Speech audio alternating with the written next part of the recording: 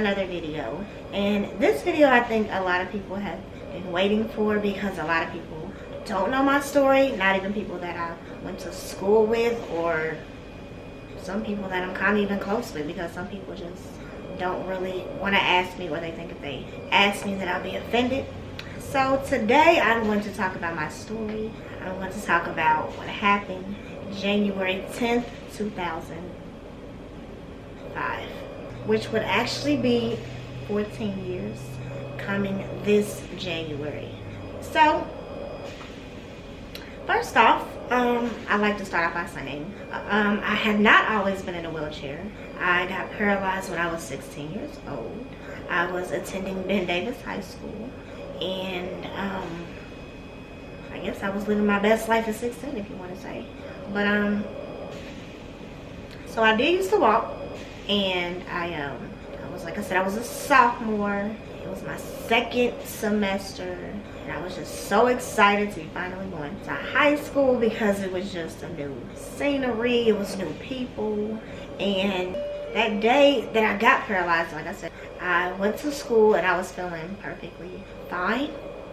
And I was at lunch, basically just eating my lunch and sitting with all my friends, being social, because that's what you do at lunch when you're a sophomore in high school. You go to lunch and that's basically your social time. I was kind of like a table hopper, I guess. I like to go to table to table to table to table, and I would just talk to a whole bunch of people. I could never be still. And so my food was kind of left at the table that I was originally sitting at. Basically, lunch was over, lunch period. It was time to go back to class.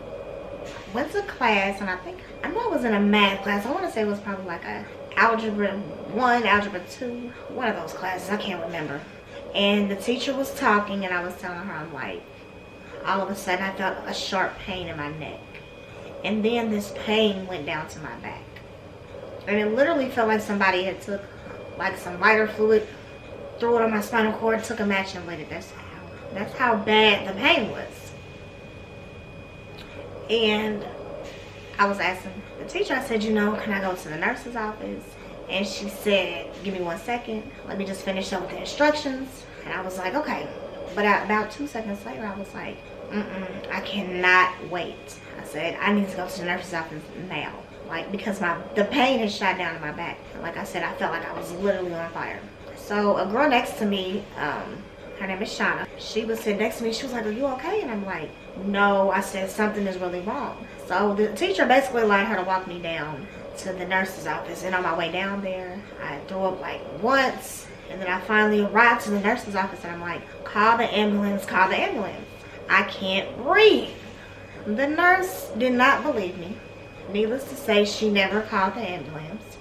So as I proceed to go into the nurse's office, and I'm screaming, call the ambulance, and she's standing there looking at me like I'm crazy, another nurse comes and grabs me, takes me to the bathroom, because obviously she thinks I need to throw up more. And I'm like, no, I'm done throwing up. Something is wrong. So the nurse takes me out of the bathroom. She lays me on one of those little cots in the nurse's office. I know y'all know about them cots. They hard as hell and uncomfortable. She laid me on that cot, and I was like, I cannot lay here. Something is wrong. So I stood up.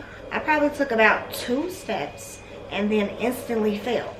And the nurse asked me, do you want to lay there or do you want to get up? And at that point, I'm thinking, oh my God, please don't let me die, because clearly these people are not trying to help me when they see I'm in need. And so eventually she helped me get up. Her and her nursing assistant, it was like a student that would come to the nurse's office and basically help the nurse. She helped me to get up. They put me in a wheelchair. And by this point, I'm paralyzed because I couldn't get up. So I literally needed help to get up. So that's when I realized, well, actually I didn't even realize what was going on. I knew it was a serious matter, because I couldn't get myself up. So they sat me in the chair, and by this time, my head is kind of leaning, my eyes. I feel my eyes rolling in the back of my head. I feel my breathing getting even more shallow. My father shows up, because the nurse, instead of calling the ambulance like I asked her prior, she called my father. And basically, she kind of was like, you need to take your daughter to the hospital. And my father and the little nursing assistant, I had to actually put me in the car because I couldn't walk. At this point, my father is driving, and he's trying to drive from 10th Street all the way to 86th Street to take me to St. Vincent. because that was basically what my insurance was, or where they would take my insurance. So I drove all the way to St. Vincent, but it was the worst drive ever because I couldn't breathe. Again, like I said, my breathing was shallow. And I was paralyzed, so I had no control of my body. So as we're driving, my body is going all over the place. I'm leaning, I'm right, I'm left. My head actually hit the dashboard because I just had no control of myself. My father, he's trying to drive and hold me at the same time. So eventually we arrived at St. Vincent.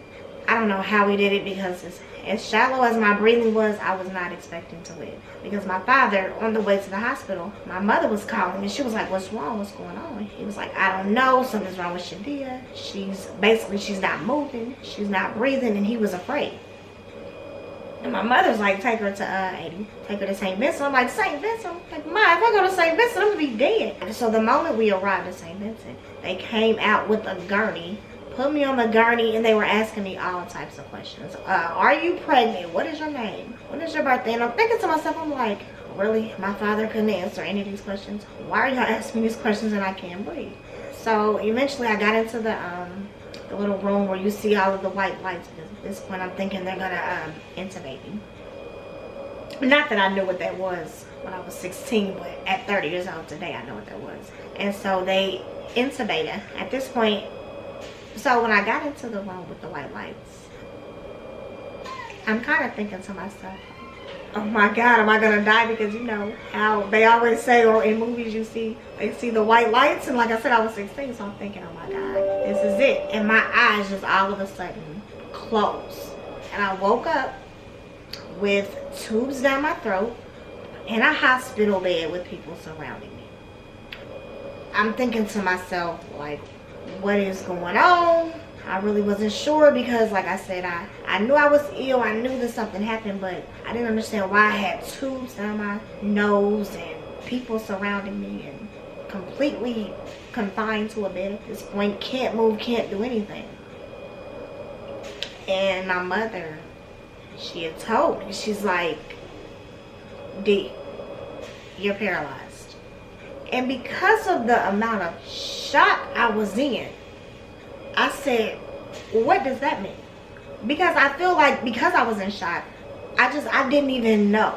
You could have told me like my foot was cut off and I probably would have been like, what does that mean? Because I'm just in shock at my circumstances at this point. And she was like, you're paralyzed. Like basically you can't move. And when she told me, I don't know how I felt. I was numb. I didn't know how to feel because I didn't know what was going on. I didn't know if this was gonna be indefinitely. I didn't know if it was gonna last 2 weeks. I didn't know. It was like it was the unknown. And so after that, a lot of my friends was coming to the hospital and they were coming to see me. And I had a boyfriend at the time. He was there every single day, and it was stressful. It was a lot to handle at 16 because when you're that age, all you want to do, and I don't care what anybody tells you at 16, all you want to do is literally just be a part and fit in and be included. So to be 16 and paralyzed, on a ventilator, can't move, I was completely lost. And I was bedridden for maybe, I want to say 2 months. I could not eat for probably 2 months, so I was starving. Couldn't eat. I was bedridden because my lungs had collapsed, so that prevented me from being able to eat any food. So I had a G-tube, and a G-tube is something they feed you through. Practically milk, which is just no life at all. But they were feeding me milk. I became a juvenile diabetic because of all the milk and the sugar and lactose that's in there. And but I was able to take swallow tests because I was determined that I was going to be able to eat again. And I took about, I want to say maybe 3 swallow tests, and I passed the last one. And after that, I was able to eat again. So, but before, even when I wasn't able to eat, my family, they would kind of feed me like mashed potatoes and things like that because I was literally starving. It was so hard every day to see them eating regular food, and I was basically drinking milk or getting fed milk through my G-tube. And so like I said, I had the G-tube, and they had to put me on a ventilator because, again, my lungs had collapsed. At this point, when your lungs collapse, they're not getting any air in them and you can't breathe. And so I got out of the rehab in March. So I got paralyzed January 10th. I want to say I got out of the rehab kind of towards the end of March. And it was crazy because I was doing intensive physical therapy and occupational therapy, and they tried to give me speech therapy, but they couldn't because they were so surprised at the fact that how well I articulated on the ventilator. They were just like, oh my God, this girl doesn't even need speech therapy. She talks over the vent, which is very unusual for somebody to be able to talk over their vent, but I can do it. And anyway, so I didn't need a speech therapist, but I did need occupational therapy and physical therapy. And I had that, and it was intense. I was doing it every single day. It was very tiresome because I felt like I was not making the progress that really needed to be made for me to continue walking or to get back to walking. And as you can see, 14 years later, I'm still paralyzed. And I'm not to say the physical therapy did not work, but I think at the time, what had happened, that's what the situation was. It wasn't going to be a quick recovery. It was going to, I feel like the situation is going to be something that takes time. You know, it wasn't going to be fast. So after physical therapy and occupational therapy, I would go back to my bed. And eventually they started trying to give me a wheelchair. And they gradually got me to that point because they didn't want to spike my blood pressure. They didn't want my blood pressure to shoot up too high. I didn't get up for like 2.5 months. And I think, I remember most is that they were worried about my blood pressure drop or raising or whatever the case may be. I'm here today, 14 years later. I survived it. I've been coping with the situation. I've been living with being paralyzed, and I have faith that someday this will change. I don't know the exact date that it will, but I have faith that it will change. And I just try to live my life every single day. Granted, it's not the best life. Nobody wants to have to depend on somebody to help them do something 24/7. But it's my life. It's the one I have, and I just have to live it. You know, it's been a long, long journey, but I feel like I've grown up a lot, and I've definitely learned a lot. My life is a lot different than my peers because a lot of the things I've experienced, they've never experienced. And a lot of the things they've experienced, I haven't experienced. So sometimes it kind of is conflicting in a sense. Because I feel like sometimes when I talk to my peers, they don't always understand where I'm coming from when they talk to me. But when they talk to me, I always feel like I understand where they're coming from. Because it's always the life I expected or I could see myself living. I continue to push forward. I continue to live my life every single day of my life. I try my hardest not to give up. There are days where I do want to give up, but I don't. I push through, so that's it.